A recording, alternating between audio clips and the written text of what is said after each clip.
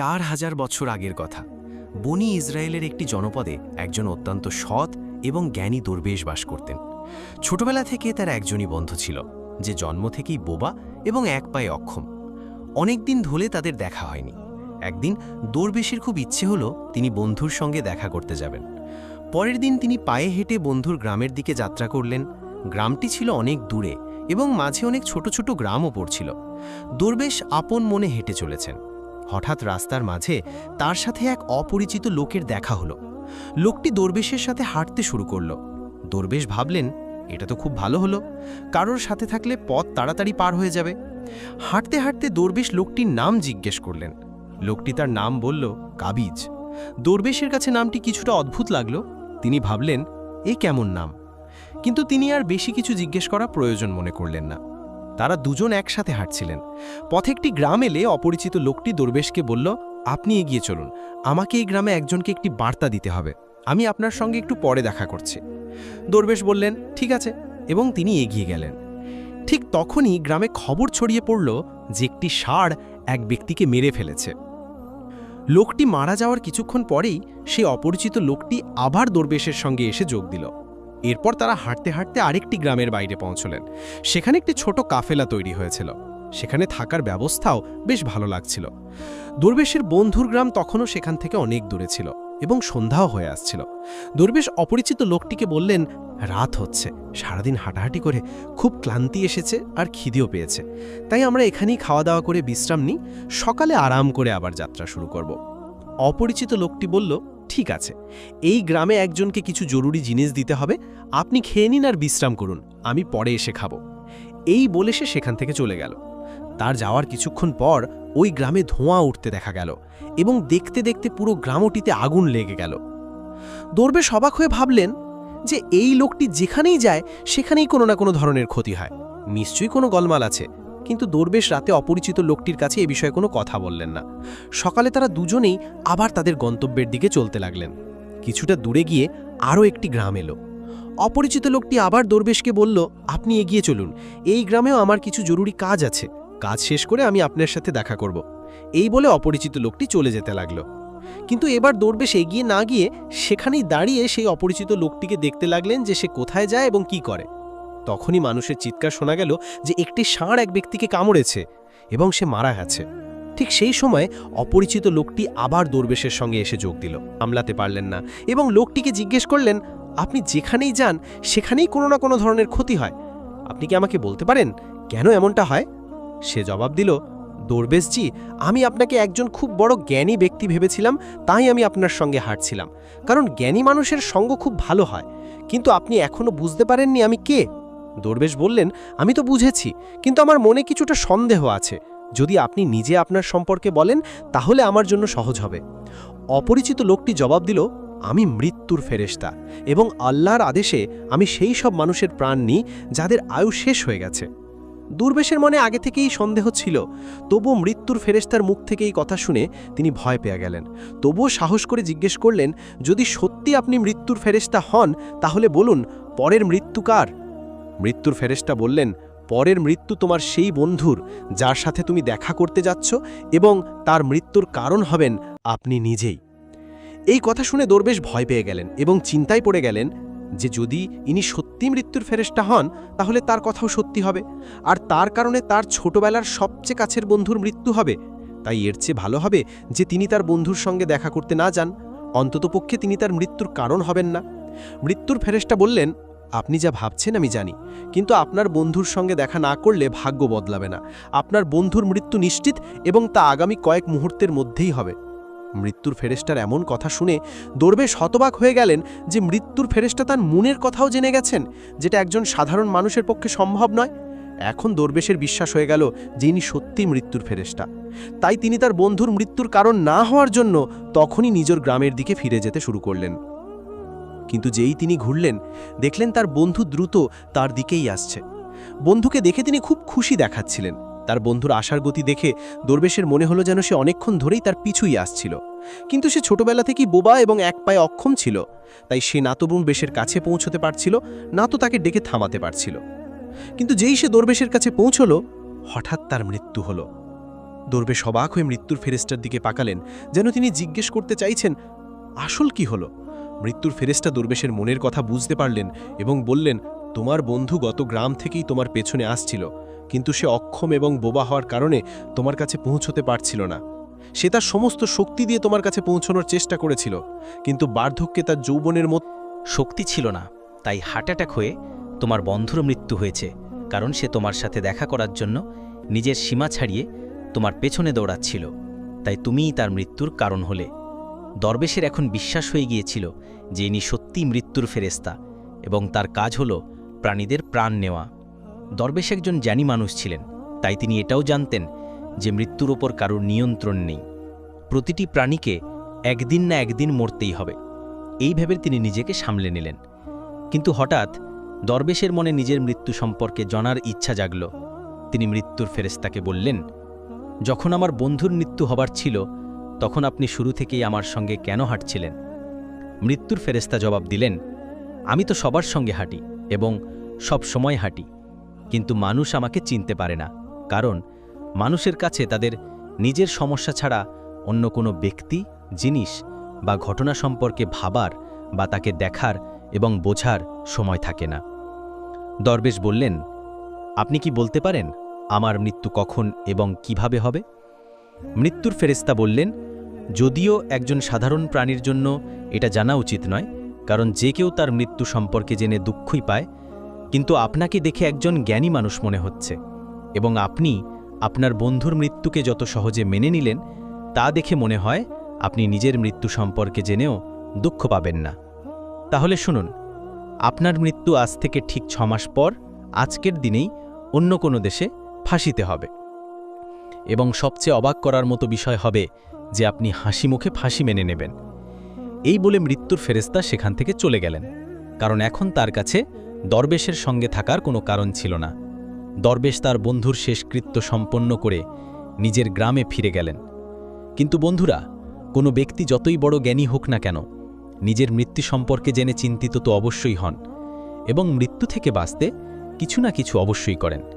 দরবেশও তাই করলেন, কারণ তিনি একজন জ্ঞানী ব্যক্তি ছিলেন। তার পরিচিতি তার দেশের খালিফা পর্যন্ত ছিল।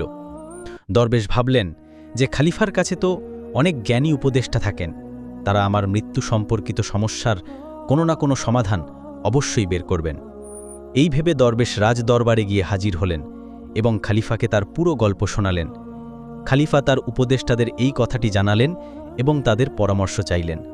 সবাই মিলে অনেক ভাবনা চিন্তা করে বললেন যে যদি দরবেশের কথা সত্যি হয় তবে তার মৃত্যু 6 মাস পরেই হবে, কিন্তু মৃত্যু তখনই হবে যখন তিনি অন্য দেশে যাবেন। যদি তিনি অন্য দেশে না যান তবে মৃত্যু হবে না।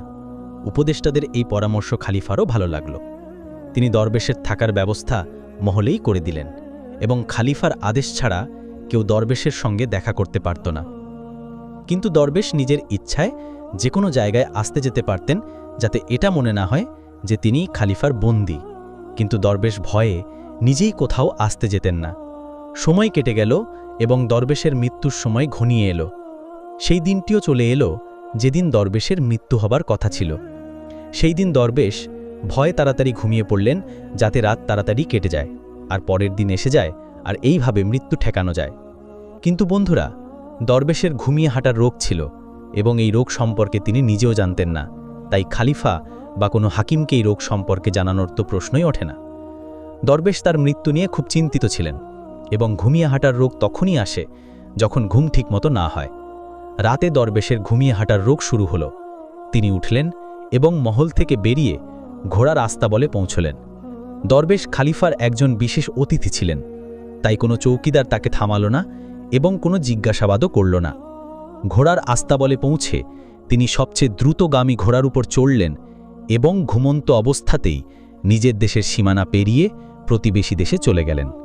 শুধু তাই নয়, তিনি প্রতিবেশী দেশের খালিফার মহলে পৌঁছলেন। সেখানকার চৌকিদাররাও তাকে থামালো না এবং কোনো জিজ্ঞাসাবাদও করল না, কারণ রাতের শেষ প্রহর হওয়ায় সবাই ঘুমাচ্ছিল। দরবেশ সোজা কোষাগার ঘরে পৌঁছলেন এবং সেখানে গিয়ে শুয়ে পড়লেন। সকালে কোষাগারের রক্ষক দরবেশকে কোষাগার ঘরে ঘুমন্ত অবস্থায় দেখতে পেলেন। এতে খালিফা খুব রেগে গেলেন এবং তিনি দরবেশকে গ্রেপ্তার করার আদেশ দিলেন। খালিফা দরবেশকে রাজদরবারে হাজির করার আদেশ দিলেন। যখন দরবেশকে দরবারে আনা হলো, খালিফা তাকে দেখেই রাগে ফাঁসি সাজা শুনিয়ে দিলেন এবং বলতে লাগলেন যে যদি তুমি চুরি করতে সফল হতে তাহলে আমাদের ছোট রাজ্যের মানুষরা না খেয়ে মারা যেত, তাই হাত কাটার পরিবর্তে ফাঁসির সাজা দেওয়া হচ্ছে, যাতে ভবিষ্যতে কেউ এমন কাজ করার আগে হাজারবার ভাবে। ফাঁসির সাজা শুনে দরবেশ কেঁপে উঠলেন। তবুও কিছুটা সাহস করে তিনি খালিফাকে বললেন, জনাবে আলী, আমি জানি না যে আমি কিভাবে আপনার মহলে পৌঁছলাম, আমি এটাও জানি না যে আমি কিভাবে আপনার কোষাগার ঘরে এলাম। আমি কোনো চোর নই, কোনো চৌকিদার আমাকে কেন থামালো না, কিন্তু আমি এতটুকু জানি যে আজ আমার মৃত্যু হওয়ার কথা ছিল এবং এখন হচ্ছে।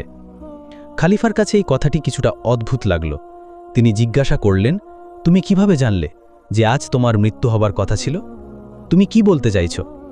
দরবেশ গত 6 মাসের পুরো গল্প শোনালেন এবং বললেন যে হুজুর, আমার বা কোনো সাধারণ মানুষের এত সাহস নেই যে সে খালিফার দরবারে এবং খালিফার উপস্থিতিতে চুরি করতে পারে। খালিফার কাছে দরবেশের কথায় কিছুটা সত্যতা দেখা গেল, কিন্তু তিনি ভাবলেন যে হয়তো এটা তিনি নিজের মৃত্যু থেকে বাঁচতে মৃত্যুর ফেরেশতা এবং নিজের মৃত্যুর ভবিষ্যৎবাণীর অজুহাত দেখাচ্ছেন। খালিফা বললেন যে যদি তোমার এই কথা সত্যি হয় এবং আজ তোমার মৃত্যুর দিন হয় যেমনটা মৃত্যুর ফেরেশতা বলেছিল, তাহলে আমি তোমার মৃত্যুর কারণ হব না। কিন্তু যদি এই কথা মিথ্যে হয় তাহলে আজ অবশ্যই তোমার মৃত্যুর দিন হবে। তিনি তখনই সিপাহীদের হাতে একটি চিঠি প্রতিবেশী দেশের খালিফার কাছে পাঠালেন এবং দরবেশের কথার সত্যতার প্রমাণ চাইলেন। সন্ধে পর্যন্ত সিপাহীরা ফিরে এলো এবং জানালো যে দরবেশ যা বলছেন তা সম্পূর্ণ সত্যি।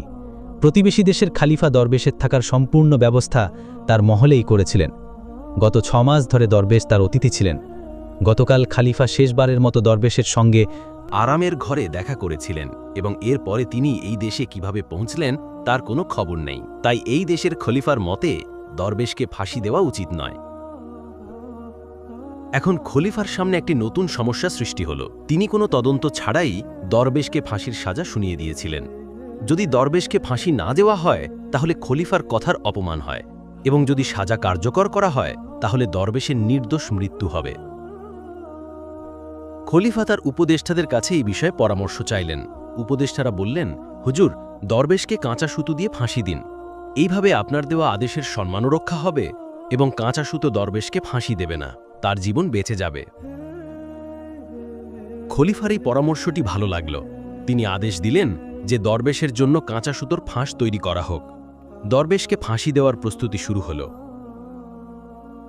সবাই খুশি হয়ে দেখছিলেন যে না তো দরবেশ মরবেন আর না তো খলিফার প্রতিশ্রুতি মিথ্যা হবে। দরবেশেরও বিশ্বাস ছিল যে কাঁচা সুতোয় তার মৃত্যু হতে পারে না, তাই তিনি হাসি মুখে ফাঁসির মঞ্চে চড়তে রাজি ছিলেন, যেমনটা মৃত্যুর ফেরেশতা বলেছিলেন। কিন্তু যেই দরবেশকে ফাঁসি দেওয়া হলো, কাঁচা সুতোটি ছিঁড়ে গেল। কিন্তু ছিঁড়ে যাওয়ার আগে সে তার কাজ করে দিয়েছিল। দরবেশের গলার হগ কাঁচা সুতোয় কেটে গিয়েছিল। দরবেশ মাটিতে পড়লেন এবং ছটপট করতে লাগলেন। প্রতিটি শ্বাসের সাথে তার গলা থেকে রক্তের ফোয়ারা বের হচ্ছিল। দেখতে দেখতে দরবেশের শরীর পুরোপুরি নিশ্চল হয়ে গেল। সবাই অবাক ছিল যে এত দুর্বল একটি সুতো কিভাবে কারোর মৃত্যুর কারণ হতে পারে। কিন্তু ঘটনাটি ঘটে গেছে। ভাগ্য তার কাজ করে দিয়েছে। যা হওয়ার থাকে তা হয়েই থাকে। বন্ধুরা, এই গল্প থেকে আমরা এই শিক্ষা পাই যে আমরা যতই সতর্কতা অবলম্বন করি না কেন, যতই চেষ্টা করি না কেন, আমরা কখনো কোনো অবস্থাতেই ভাগ্যের লেখাকে মুছে দিতে পারি না। প্রতিটি ঘটনা এবং তার পুরো ধারাবাহিকতা আগে থেকেই নির্ধারিত থাকে। আমরা তাকে একটু এদিক ওদিক করতে পারি না। এই কারণেই ঈশ্বর আমাদের ভবিষ্যৎ জানার শক্তি দেননি, যাতে আমরা আমাদের জীবনকে আরও ভালোভাবে যাপন করতে পারি। এই কথাটি দরবেশের ক্ষেত্রেও সত্যি হয়। যদি দরবেশ মৃত্যুর ফেরেশতার কাছে নিজের মৃত্যুর সম্পর্কে না জিজ্ঞেস করতেন, তাহলে তিনি 6 মাস পর্যন্ত খলিফার মহলে ভয়ে ভয়ে বাঁচার পরিবর্তে আরও ভালোভাবে জীবন কাটাতে পারতেন। শুধুমাত্র একটি জিনিস ভাগ্যকে বদলানোর শক্তি রাখে, আর তা হলো দোয়া। বলা হয় যে দোয়া যদি আন্তরিকতা এবং সত্যিকারের মন থেকে চাওয়া হয়, তবে ঈশ্বর ভাগ্যকেও বদলাতে পারেন। তাই আমাদের উচিত আল্লাহর কাছে সবসময় ভালো ভাগ্য এবং ভালো ভবিষ্যতের জন্য দোয়া করা। এই গল্পটি অনেক পুরনো এবং আমরা এটিকে আমাদের নিজের ভাষায় অনুবাদ করেছি। এই গল্পটি সেই সময়ের যখন মানুষ মৃত্যুর ফেরেশতাকে দেখতে পারত। এখন এই গল্পের মধ্যে কতটা সত্যতা আছে তা শুধু ঈশ্বরই জানেন। আপনার এই গল্পটি কেমন লাগলো এ সম্পর্কে আপনার মূল্যবান মতামত কমেন্ট বক্সে অবশ্যই জানাবেন। যদি গল্পটি ভালো লেগে থাকে তাহলে চ্যানেলটি অবশ্যই সাবস্ক্রাইব করবেন, ভিডিওটি লাইক করবেন এবং শেয়ার করবেন। দেখা হবে আরেকটি নতুন এবং দারুণ ভিডিওর সাথে। ততক্ষণ পর্যন্ত খোদা হাফেজ।